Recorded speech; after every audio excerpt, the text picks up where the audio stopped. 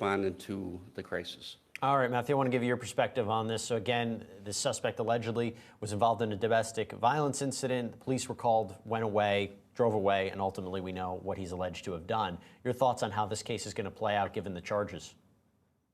Yeah, I think he may be facing additional charges given this investigation. Maybe things that stem from this home disturbance, and maybe even further assault charges, or if any injured people become, it turns fatal, that could be additional charges as well. So this is only the beginning of the road for Mr. Brooks.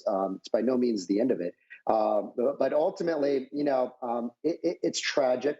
And I actually really don't think that this bail issue has anything to do with it necessarily, though I will say it is a factor, right? This is someone who has a prior or seems to be facing priors. He has a systematic,